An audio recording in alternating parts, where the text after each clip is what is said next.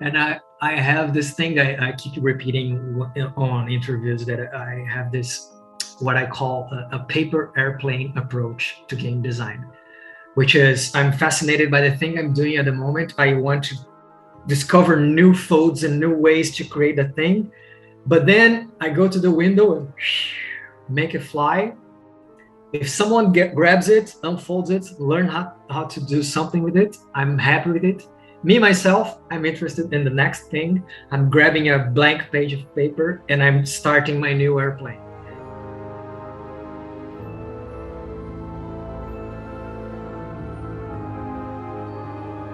Hi, welcome to the Dieku podcast. I'm Gary Snow, and with me is Cezar Capacle, who is a game designer that is located in the Madeira Islands. And so we're going to get to know how he got there and his history and background into game design. And he's produced a lot of interesting kind of solo games, minimalist games, and I just find his design aesthetic neat and exciting. So Cezar, welcome. Thanks, Gary. Thank you so much for having me. It's a pleasure to be here. You mentioned you like to talk about game design here, and that's absolutely my jam. So it's a pleasure to be here.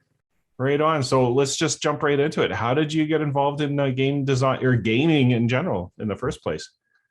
Well, it's been like nearly 30 years, 28 years that I started playing RPGs. I started with First Quest. It was a smaller version of AD&D, if I recall correctly. And then we moved through the editions of D&D up until the 4th edition. And at this moment, I kind of realized that there was this dissonance between my expectations from the game and the stories we told about the game and my experience of the game. So like many other designers, my desire to write a game came from a place of frustration, of not getting from the game you were playing the experiences you wanted. So what in particular were kind of frustrating you about like that process? And I mean, and also, did you mature as a game player, and did that impact your kind of frustration? Yeah, I think so, because when I started, I was the new guy at the table, and I had this weird feeling that what the game sold and the illustrations and the ambience and everything and what we experienced were different from each other. But I attributed that to my own inexperience as a player. So I said, well, maybe I'm still learning and I don't grasp the rules so well. That's why I'm not enjoying it. But then the time passed and I realized that was not the problem. It was, oh, you don't have it. And weirdly enough, that's still an argument we see these days. Oh, you don't enjoy it because you haven't played with me, or your DM is not good enough, or oh, it depends on the story on the table. But I realized that the rules were driving the game in a direction that I was not invested. Combat focused, tactical grids, and we couldn't advance the storylines as much, and we didn't have rules to support and inject and strengthen this feeling of playing a story collaboratively. So I said, there has to be something out there that strips down these things that are getting in the way and focus on the aspects of the game that I enjoy the most. So yeah, I started researching other games, and that's when I started drafting my own things. It was back it was like 10 years ago, but all house rules and hacking stuff together just to test with my friends, and pretty much that's how I started. And were you in Brazil at this time? Yeah. So yeah, I didn't mention that I'm Brazilian. Yeah, and there we had we didn't have much access to a lot of stuff. We had, of course, D&D. We had some Brazilian systems and games that were not very easily available because they have mass production of everything. I never up until like 5, 6 years ago because the price of them and the accessibility of them.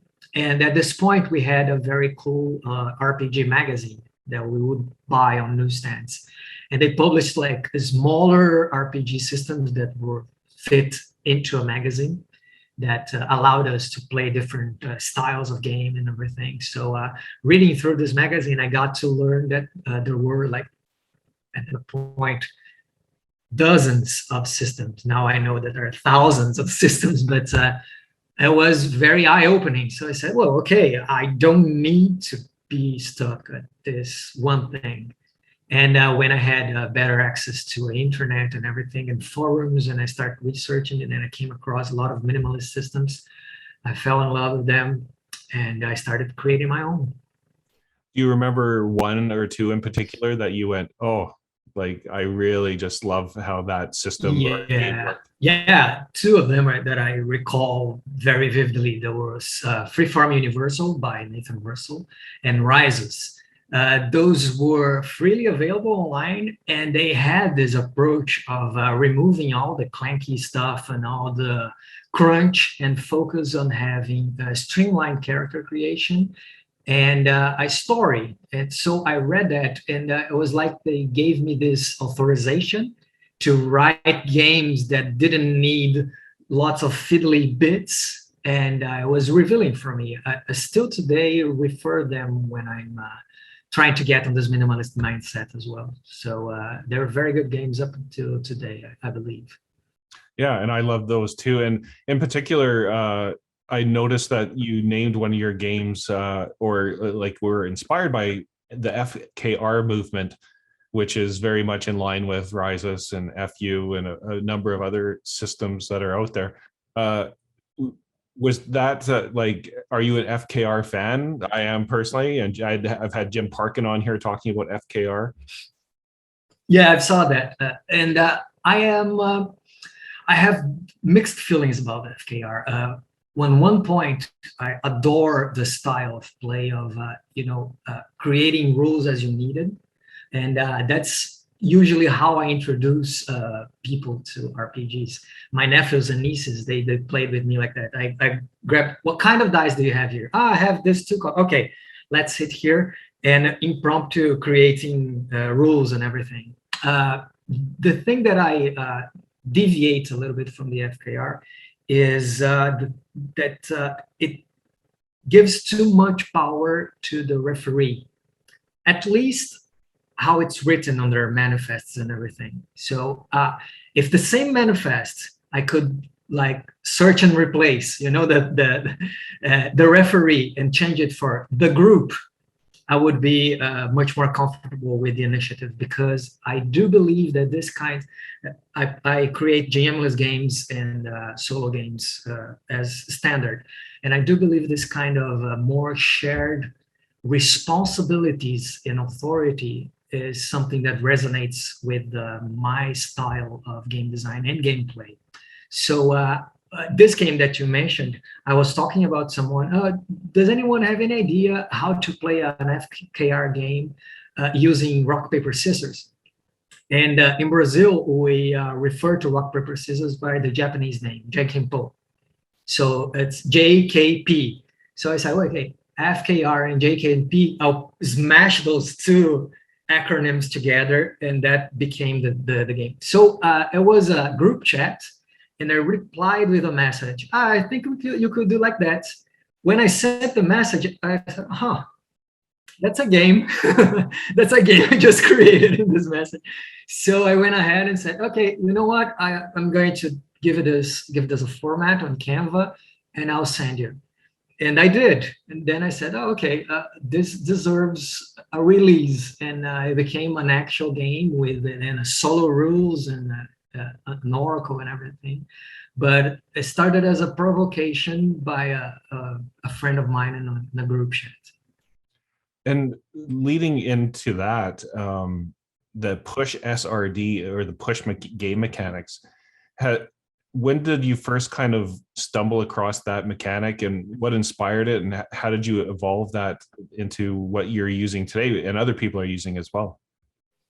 Yeah, so Push started as a tweet back in October last year, I was inspired by this. What if my game design is very what if inspired, right?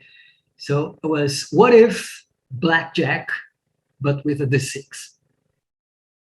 I was listening to someone talking about a mechanic. There was a roll under mechanic, but there are a few games that you have or that you want to roll as high as you can, but still below your target number.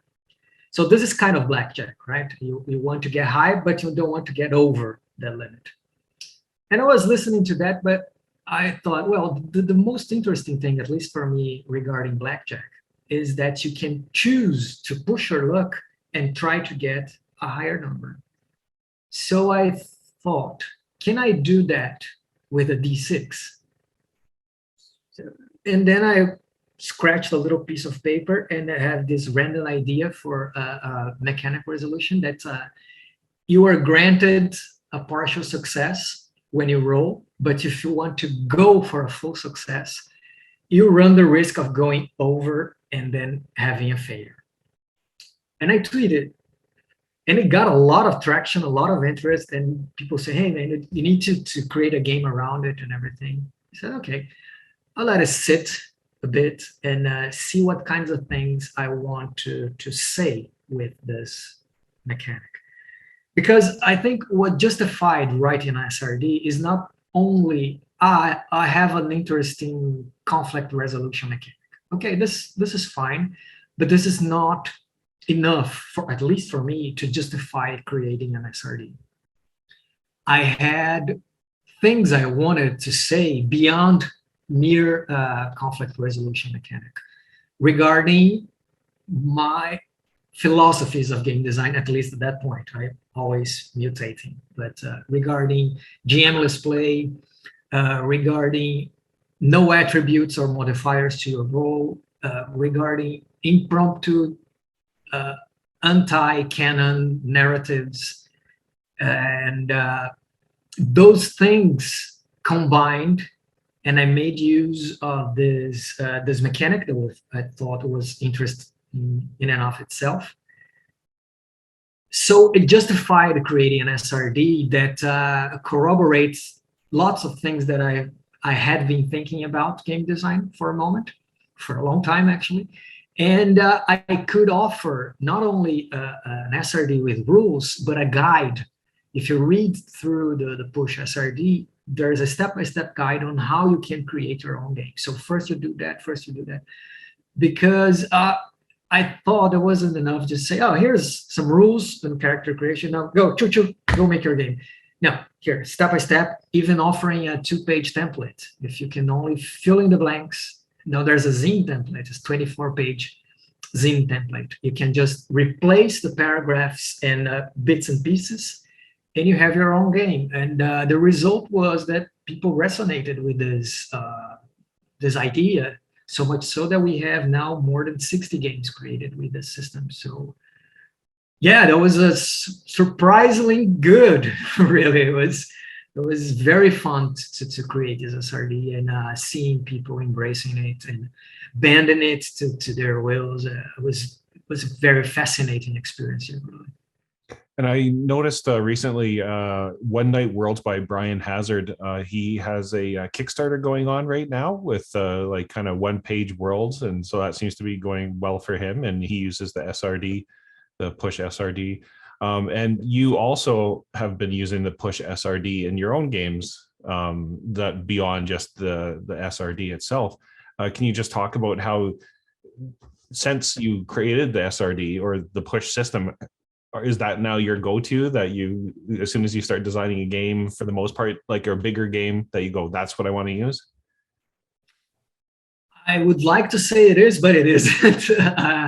And I have this thing that I keep repeating on interviews, that I have this, what I call a paper airplane approach to game design, which is I'm fascinated by the thing I'm doing at the moment. I want to discover new folds and new ways to create the thing.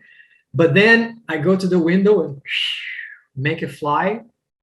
If someone grabs it, unfolds it, learn how to do something with it, I'm happy with it.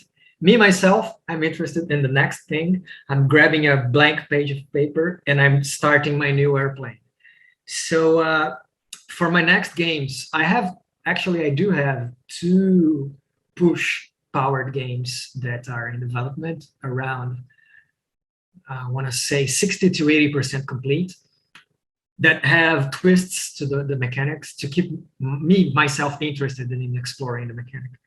But I'm moving past it, and I have 21 games in different stages of development at this moment, and only two use the push system. So yeah, but I did created some games with it, and the last one that I released, that's What Lies Beneath the Darkness, already has some changes. I inserted since it's like a dark fantasy, gas lamp fantasy game, I inserted a sort of a corruption system with it, without, you know, compromising the core beliefs of the system, but there's this extra bit of flavor to kind of lean towards the themes that I wanted to explore with this game.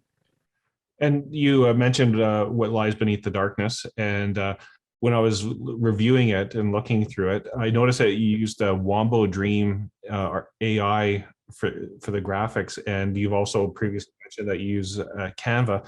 Can you just maybe walk us through like your experience so far with AI art, and also just your process for your own design and how you create? Right. Let's start with the AI art, because this is a touchy subject at the moment and everyone is talking about it. And I certainly still don't have a clear position, because we don't know how much impact this will cause.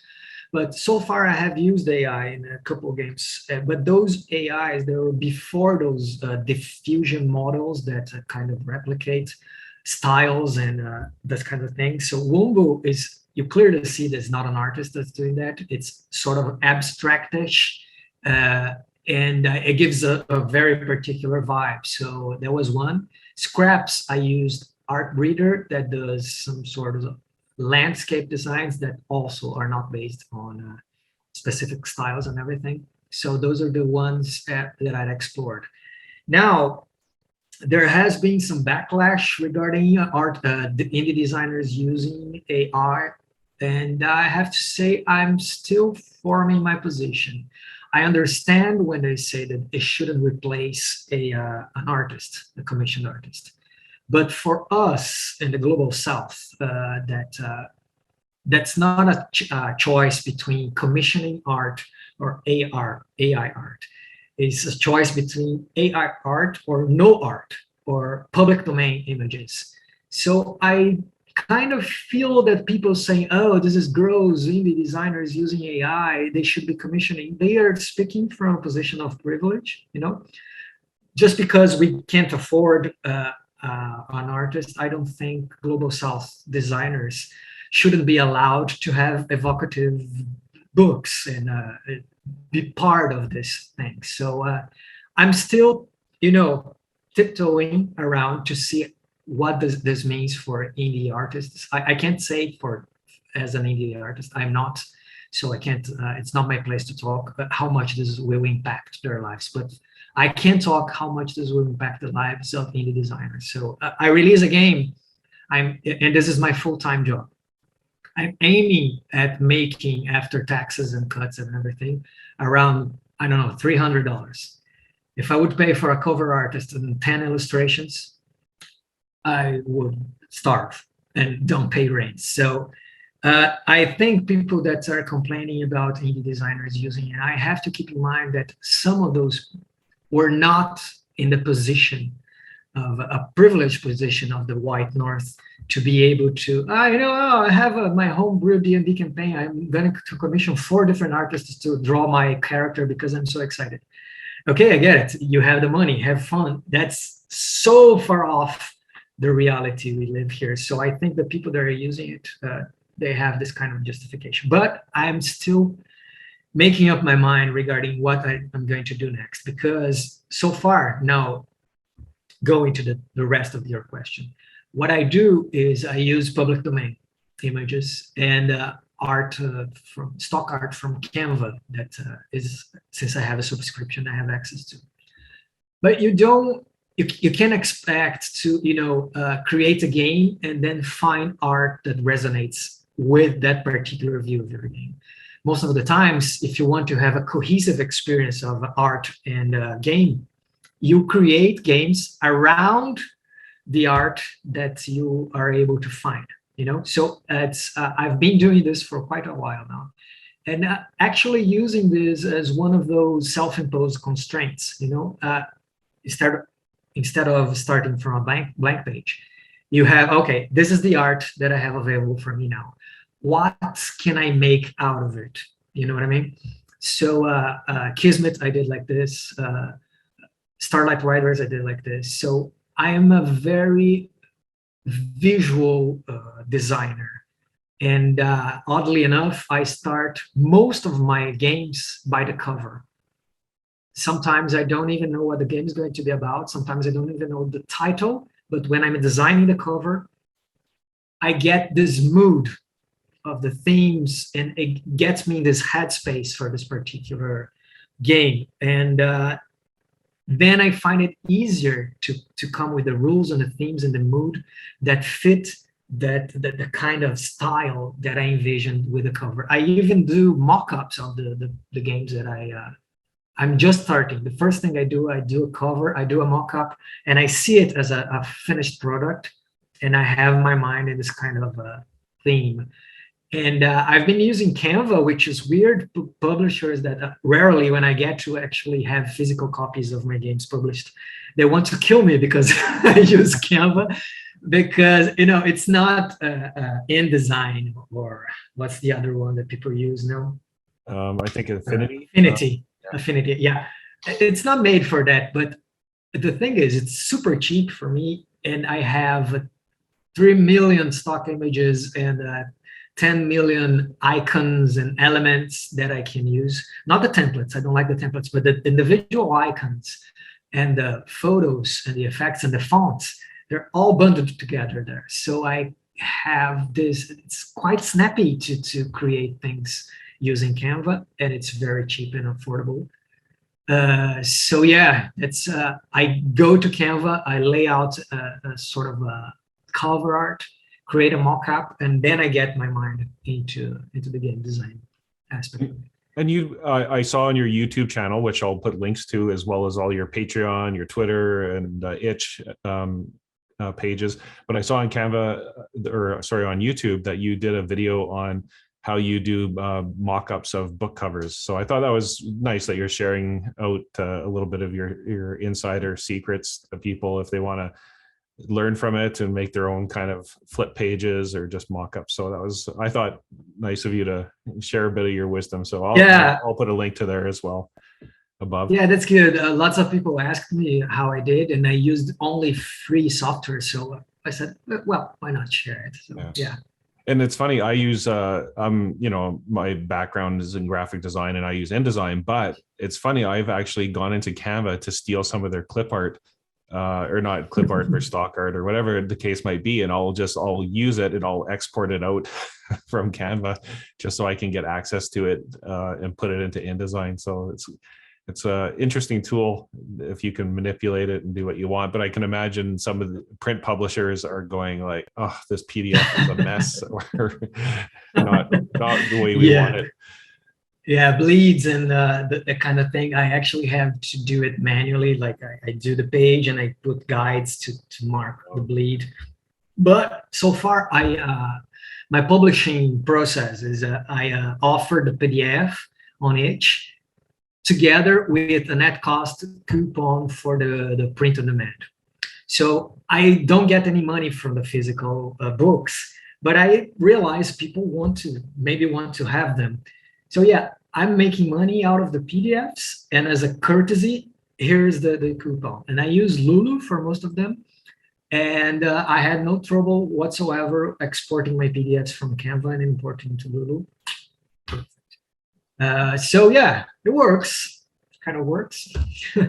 And not that we don't need to know the hard figures or anything like that, but I'm just kind of curious, like you mentioned, like, digital versus print and all that kind of stuff, and also different platforms. Like I noticed your business or your business name, not a Giraffe Studio on Drive-Thru RPG, but you go under your name for Itch. And how do you how did you arrive at this kind of system where, like, where do you place your games, where do you get the most bang for your buck? I also even noticed I had not heard of it before, but the PNP Arcade was also another site that you have your games on it, which I had never heard of before, and there's a handful of like really good games on there. Can you just talk us through the steps in discovering where it works for you? Sure, of course. So when I first started discovering that a lot of games out there existed, my first place was Drive-Thru RPG. I think it's the largest store still up to this day, and it was an obvious choice when I started publishing my own things to go there. So my first game was in Portuguese, of course, but I thought, why not? I don't have anything to lose. The first game I published, I laid out on Google Slides. And I exported a PDF and created an account on Drive-Thru RPG and put it there. Let's pay what you want. And I saw like 50 downloads, and I said, "Oh my God, this is awesome!" So it was my go-to, Drive-Thru RPG. I hadn't even heard of itch.io at that point. There was this jam on Itch called Your Move. It was made by Vincent Baker. I guess it was 2018, I guess. And somebody on a Facebook group, PBTA Facebook group in Brazil, shared this jam. It was a jam to make a game using only one move. For people familiar with the PBTA, they're based on moves and everything. And I said, "Oh, okay, that's fine. Where is it? Oh, it's on Itch. Okay, let me find out what it is." So I created a game for it. It's Adrift. It's a game you play as an astronaut lost in space, and you're going to die, and you have to make peace with this fact. And to submit the game to the jam, I had to create an Itch page. And when I did, boy, what a relief. The difference in adjusting a page and publishing a game on Itch, comparing to the back end of Drive-Thru RPG, oh my God, was, okay, this is nice, this makes sense. Like the forms are kind of in an order, they're not super ugly and weird to understand. But what I realized very quickly was how welcoming the community was on Itch to experimental minimal games. And there were people commenting on the games on the jam, and like indie designers supporting each other, reviewing, sharing each other's games. And I said, okay, this looks like an environment that I'd be interested in engaging with, much more so than Drive-Thru RPG, that it feels to me like more traditional, full-fledged 200-page games, although there, of course, most of the minimal games are also there. But there's this feeling of proximity, like you and the person that purchases and the other people that publish games are more connected to each other. We can like make bundles together, make game jams, talk on the forums and everything. So I thought it was more welcoming, and the fact that I could customize my page to showcase my game was a game changer. So I quickly start shifting towards Itch. And in this shift, I decided to drop my studio name. So I created this Not a Giraffe Studio, which is a name I really like, although super silly. And I thought of this name in English, even though I was publishing in Portuguese first, because I said, well, when I publish in English, it would be easier for people to pronounce. But then I abandoned it because of this personal aspect that Itch gave, and because of the personal aspect of Twitter, on which I promote my games mostly. So I decided to have myself as the brand, which in hindsight, with a name that hard to pronounce, might not be the best choice, but I felt that I needed to make my games more human So when you go to my page, it's me, my face there. So and my games are more personal, I think, right? They're this kind of intimate feeling that you get, and I wanted this to be experienced by people who bought and played my games. So I shift towards itch, and then PNP Arcade actually, what's his name? James, Jake, Jim, a J name, from PNP Arcade approached me. He had heard about my games and offered me the opportunity to publish it there too. And PNP Arcade is awesome. It's a very nice place to explore. They have all kinds of games, not only tabletop RPGs, but card games and everything that you can play, print and play at home. And it's been great. He's a super nice guy. I have to get his name correctly because this is not good for me. But most of my sales, my revenue, and Jason Greeno, that's it. That's his name. Most of my revenue comes from actually from each, by far, like 20 times more. Of course, when I promote my games, I link it to itch, which is of course responsible for most of the results. Since the search engine for itch is kind of broken, I can see that more people find me using Google than using the search engine on itch. But anyways, it's been working. I like the aspect of itch. I don't like some parts of it, but mostly I'm a fan. Yeah, I mean, I really like itch myself. The problem is the discoverability of your games, and I often go, boy, I really wish they would just carve off a tabletop role-playing game section so that it's just that, because you get caught in all sorts of other things that I don't even know what they are. But yeah, if you could filter game jams that are for physical games, that would be awesome too, but it can't. It's hard. And speaking of physical games, I've noticed in a lot of your designs, especially in the Starlight Riders game, that your use of cards, where it almost melds with a tabletop game. And maybe can you talk about like how you arrived at like making that kind of system work, and like why it's so beneficial to kind of have that mix of cards and written game? Right, of course. I love cards, and I think they are still underused in role-playing games. And I don't mean necessarily using a standard deck of cards for resolution or for prompts for journaling games. I mean custom cards, even if we use like index cards and blank cards to create things and use it at the table. And why is that? I actually have like, I think 5 or 6 games that are card based, and that there is 2 aspects of it. 3 maybe.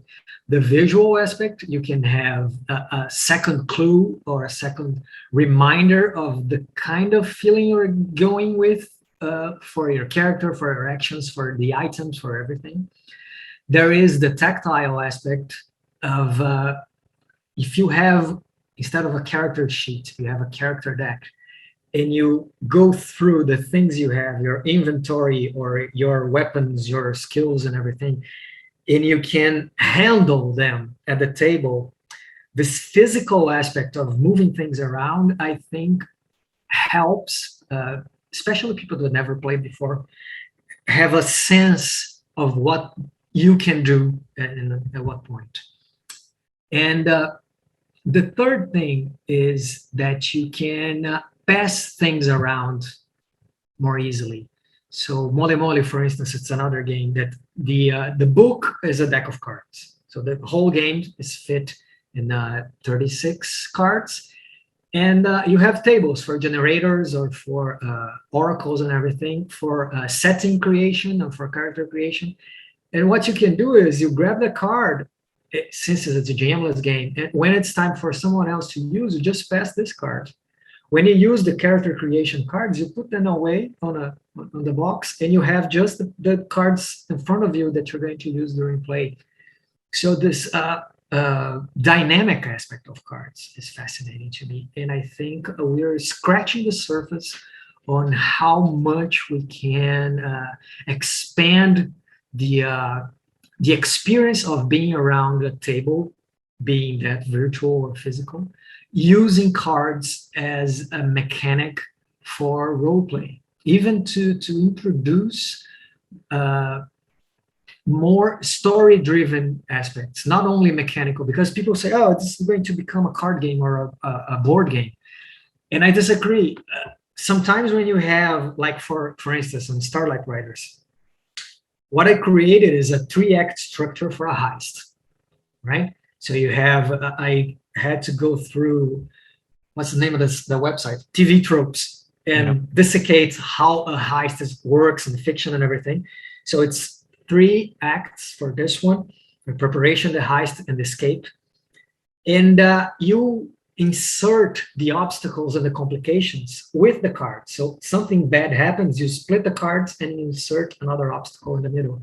If one of your characters is captured, you can insert the character card by the end of the game, so you can rescue your character. So it's a visual prompt for how your storyline develops. So I find this fascinating. I think we can make use of those dynamics much more.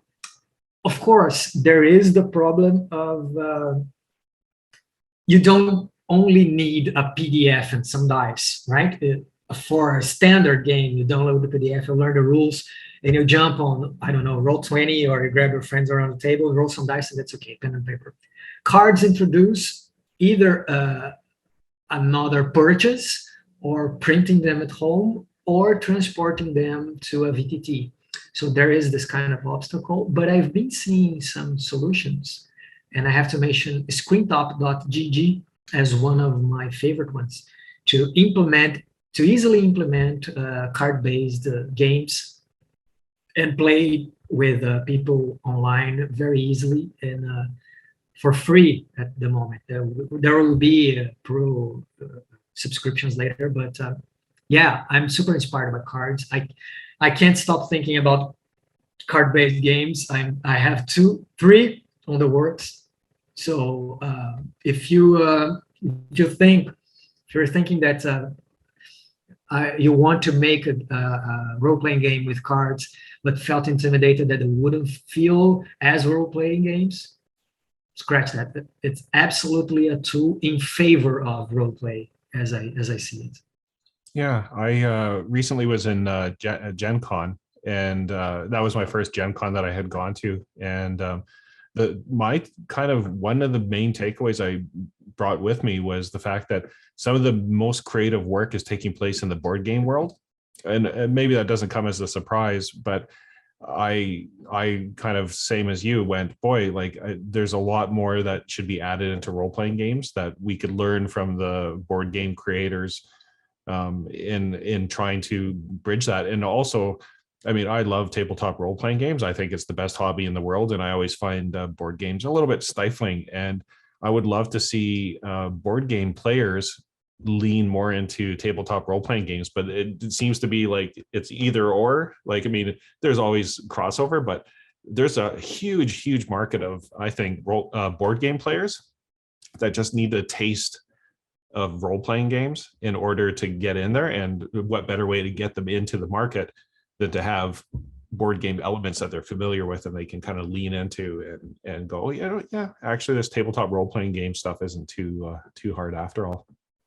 Yeah, I 100% agree. I think we have a lot to learn, and there is this, I don't know if it's a resistance or just a habit of assuming things about role-playing games. It's an incomplete game per definition. Like, it only exists outside of the material that it comes. It's very weird to think about it, right? The role-playing game is a game that exists outside the physical support of the game itself, right? You start playing when you put aside the thing where the game is. And I don't think that should be the case necessarily. I think we could have tangible and meaningful, not only for the sake of existing, meaningful for a story and for plot-driven gameplay that you can actually handle, and the tactile aspect of it, and import different mechanics that merge interesting strategical choices together with interesting story choices, narrative choices. And you already kind of touched on solo gaming, your GM-less games, but maybe we can just dive into that, before I know we're kind of running low on time, but an interesting topic. A lot of your games are solo games, and like Run, which is like a slasher solo game. And what appeals to you about like solo games? Like a lot of your games are kind of driven in that direction. And like, do you find that it's role-playing games can be a more solitary activity, or is it just that you find that it's more creative if you can actually make the person do it themselves? Right. Fascinating question, because I could we could have an interview only about that, but I'll try to be brief. I talk a lot, and have noticed. I think one of my approaches of game design is, I think we should approach designing our games as GM-less games, even when our games have a GM. And I came to that realization after I studied Ironsworn. Ironsworn is a game that you can play solo, co-op without a GM, or guided with a GM. But in order for it to work solo, the game itself has to provide mechanics and a structure that fills in the gaps of what an intelligent being would do on a traditional game. And I think when we started from a game design approach, that there will be a knowledgeable person that has this baggage of experience that will adjudicate things that are not clear, or things that are, I don't know, more important, that I didn't write for, we kind of cut us short from the get-go, right? Oh, okay. When does this apply? Oh, your GM will tell. When does a complication arise? Oh, your GM will tell. Oh, how much experience points? Oh, GM will tell. And the enemies, GM will tell. Okay, what will you will tell me then? What do you tell me then? Nothing.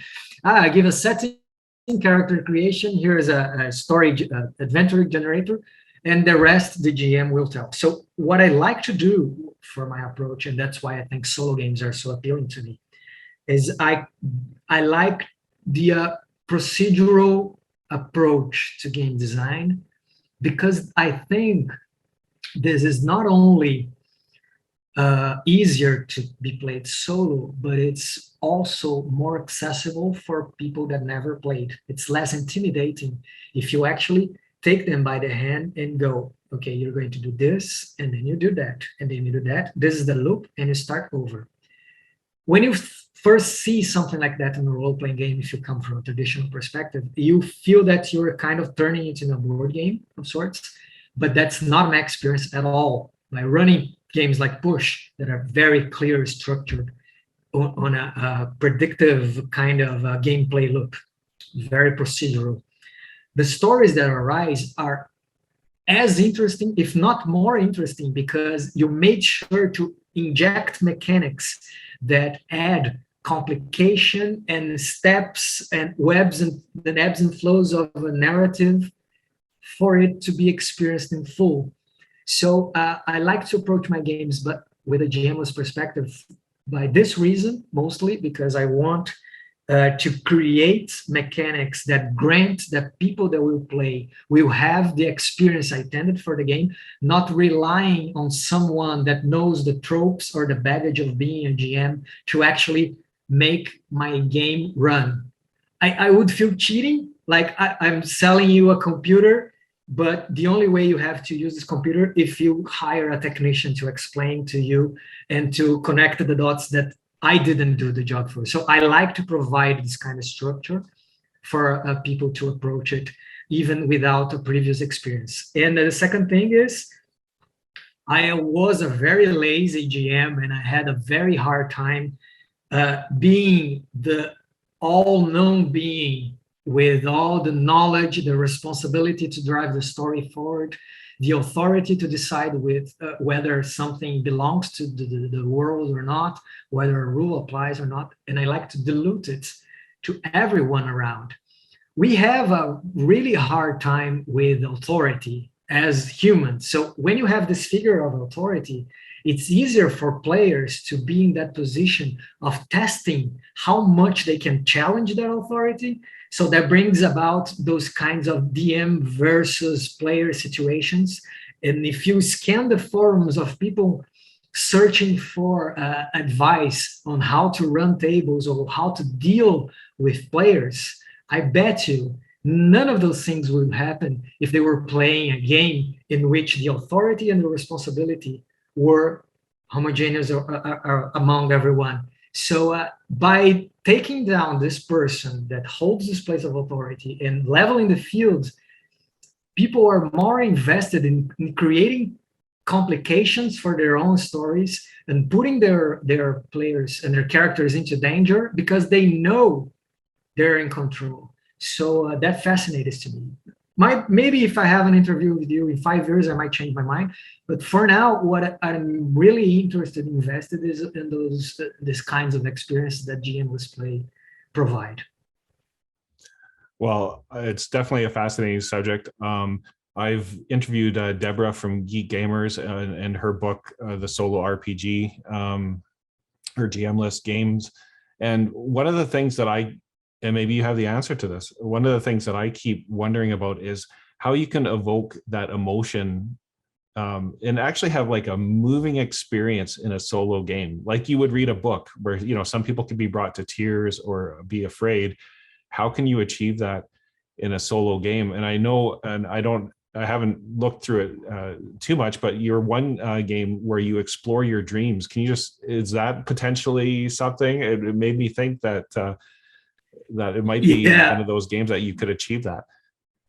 Yeah, I think so. Yeah, that's the weird thing for people that never played solo games to kind of, how can I be surprised? How can I be invested in something that I'm creating both ends of the story, right? But when you have technologies in place to kind of second-hand creativity to prompt generators or oracles or those kinds of rules, you'll be amazed at how much you can be surprised by the things that come out. And if you've been following gameplays, actual plays online on YouTube of people playing solo, you can see that spark on their eyes. That's this almost the same as when a GM reveals a big plot. When you yourself understand how things that the dice or you yourself decided and how they connect, you have this one, oh, this is what's happening, right? So, but for my game that I play, you explore your dreams. This is a very different approach because you actually play this game while you're asleep. So that was my approach to gamifying lucid dreaming, and the game is called Neuronaut. And I started my first provocation was, if you can play a solo game anywhere, can you play a solo game while you're asleep? So I started investigating lucid dreaming. This is a practice that people do, that you kind of realize you're dreaming, but you don't wake up. So you kind of take control.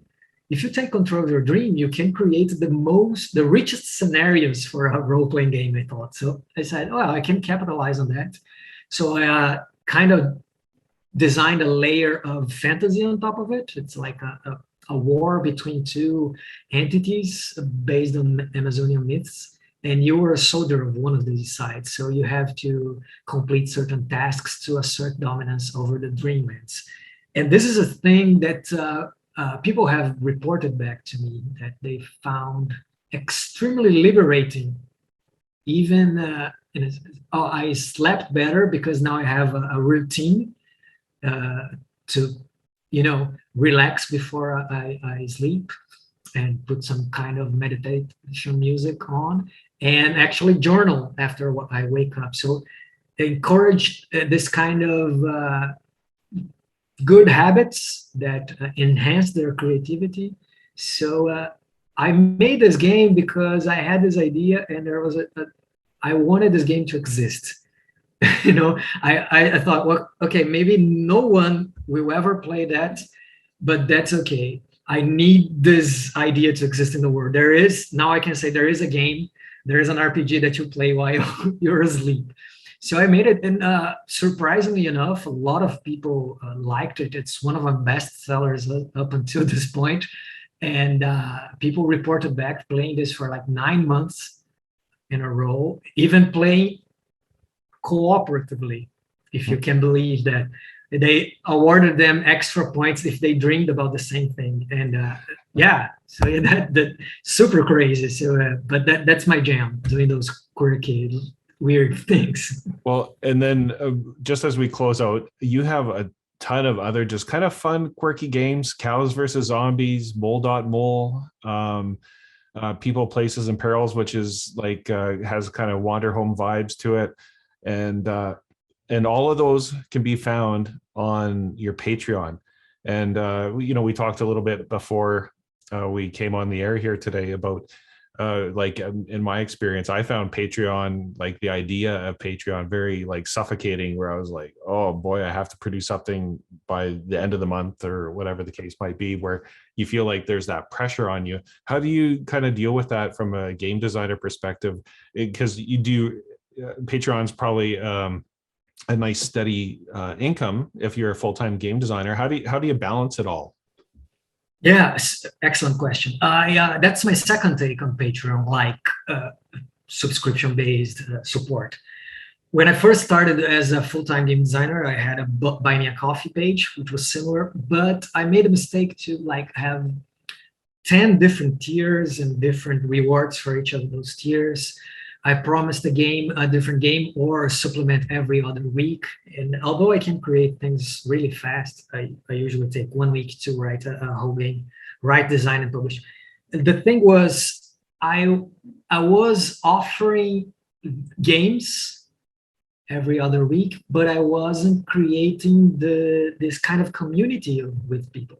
And I had just started, so I had like 7 supporters, 7 backers back in the day. And the result I was getting back, not only financially, but when this exchange of ideas, this sort of shared experience, was not satisfying. And I thought that publishing my games only on itch was better.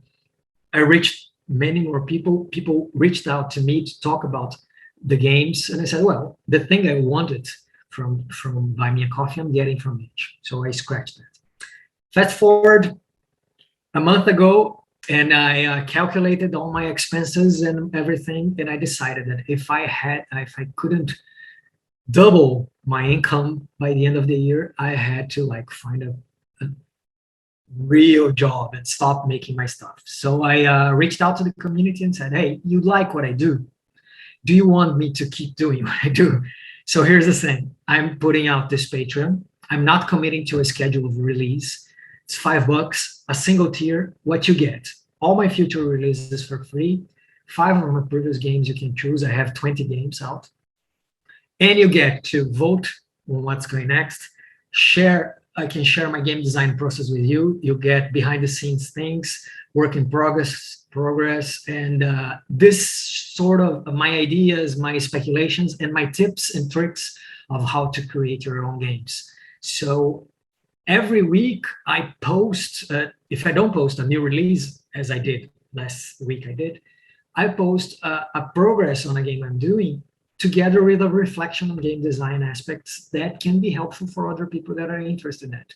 Maybe not making games, but understanding their own games or how they enjoy their own games. So that resonated more with people. So I have 70 something backers now, supporters now, which is awesome, but I'm still far from my goal, but I'm getting there, hopefully. And now that I removed this pressure of having a release every other week and also managing lots of tiers and lots of different perks and everything, it was much more honest with my process. So here's what I do.